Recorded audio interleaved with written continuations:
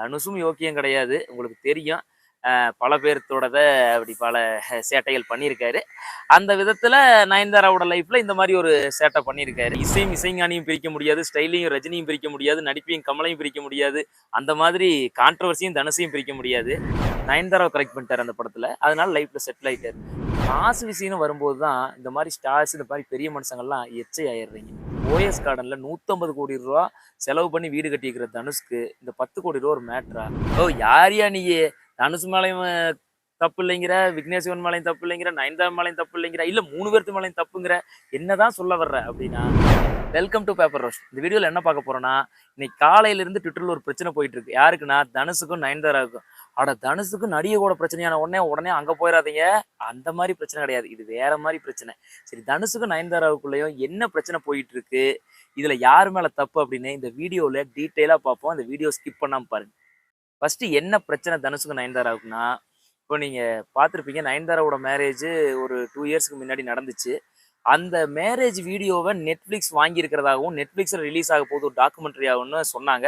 அது ரிலீஸ் ஆகவே இல்ல. இன்னைக்கு நாளைக்குன்னு ரொம்ப லேட் ஆகிட்டே இருக்குது. இப்போ ரிலீஸ் ஆக போகுது. அதுல இப்போ என்ன கான்ட்ரவர்சினா, நெட்ஃப்ளிக்ஸ் வந்து உங்களோட மேரேஜ் வீடியோ மட்டும் பத்தாது. நீங்க லவ் பண்ண டேஸ்ல ஏதாவது வீடியோஸ் இருந்துச்சுன்னா, கொஞ்சம் உள்ள ஆட் பண்ணிக்கலாம். பெட்டரா இருக்கும் டாக்குமெண்ட்ரி அப்படின்னு கேட்டிருக்காங்க போல. அதனால நயன்தாராவும் விக்னேஷ் சிவனும் அவங்க லவ் பண்ணது எப்போ?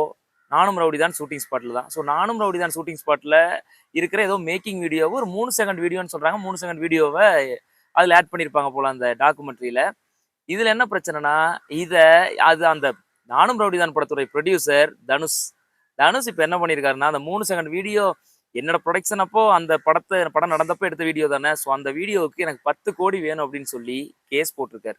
இத நயன்தாரா அவர்கள் வன்மையா கண்டிச்சு ட்வீட் பண்ணியிருக்காங்க. என்னன்னா, இப்படி நீங்க அதாவது மறைமுகமா நீங்க வந்து கஸ்தூரி ராஜா உங்க அப்பா இருந்தாங்க, செல்வராகவன் உங்க அண்ணன் இருந்தாரு. இப்படி 2 பெரிய ஆளுங்க இருந்ததுனால நீங்க இப்படி நான் யாரோட உதவியும் இல்லாம வந்த என்னை இந்த மாதிரி பண்ணாதீங்க. அப்படி இப்படின்னு சொல்லி கலாய்ச்சு கடைசியில தனுஷோட ஸ்டைல்லயே ஓம் நமச்சிவாய அப்படின்னு சொல்லி கடைசியில முடிச்சிருக்காங்க. இந்த பிரச்சனையில யாரு மேல தப்புங்க? தனுஷ் மேல தான் ஃபர்ஸ்ட் தப்பு. இதெல்லாம் நியாயமா? நீங்க யோசிச்சு பாருங்க. உங்களுக்கு ஞாபகம் இருக்கா? எதிர்நீச்சல் படம் வந்தப்போ தனுஷ் அவர்களும், சிவகார்த்திகேயன் அவர்களும் ஒரு இன்டர்வியூல கலந்துக்கிட்டாங்க. அந்த இன்டர்வியூல தனுஷ் என்ன சொல்லியிருப்பாருன்னா, அந்த ஒரு பாட்டுக்கு கேமியோ மாரி வந்து டான்ஸ் ஆடிட்டு போகணும். அது நெறைய ஹீரோயின் கிட்ட அப்ரோச் பண்ணோம். அது நயன்தாரா தான் ஒத்துக்கிட்டாங்க. ஒத்துக்கிட்டது மட்டும் இல்ல, அவங்க எனக்கு ரொம்ப க்ளோஸ் ஃப்ரெண்டுங்கிறனால வந்து ஃப்ரீயா ஆடி குடுத்துட்டு போனாங்க அப்படின்னு சொல்லியிருப்பாரு. அப்படி ஃப்ரீயா ஆடி குடுத்துட்டு போன ஒரு க்ளோஸா இருந்த ஒரு ஃப்ரெண்டுக்கு இந்த மாரி ஒரு துரோகம் பண்ணலாமா? ஆனா ஒண்ணுங்க, இந்த காசு விஷயம்னு வரும்போது தான் இந்த மாரி ஸ்டார்ஸ், இந்த மாரி பெரிய மனுஷங்கள்லாம் எச்சை ஆயிடுறீங்க. அது மட்டும் இல்லாம தனுஷுக்கு ரூ. 10 கோடி ஒரு பிரச்சனையா? போயஸ் கார்டன்ல ரூ. 150 கோடி செலவு பண்ணி வீடு கட்டியிருக்கிற தனுஷ்க்கு இந்த ரூ. 10 கோடி ஒரு மேட்டரா? ஏங்க இந்த மாரி சின்ன காசுக்காக உங்களுடைய அந்த ஒரு ஸ்டார்டம் இழந்துடுறீங்க?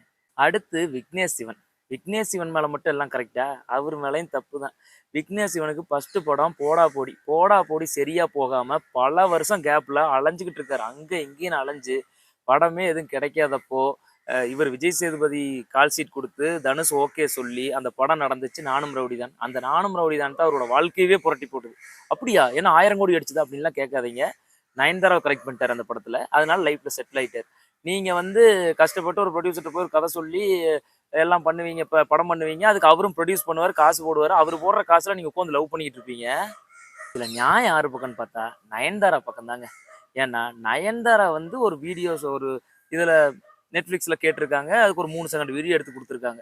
அதுக்காக போய் ரூ. 10 கோடி கேட்டிருக்காரே தனுஷு. பாவம் இல்லையா அவங்க? ஆ, ஆ, ஒரு நிமிஷம் இருங்க. நயன்தாரா எதுக்கு 3 செகண்ட் வீடியோ கேட்டிருக்காங்க? ஓ! நெட்ஃபிளிக்ஸுக்கு இந்த கல்யாண வீடியோ வித்ததுக்கா?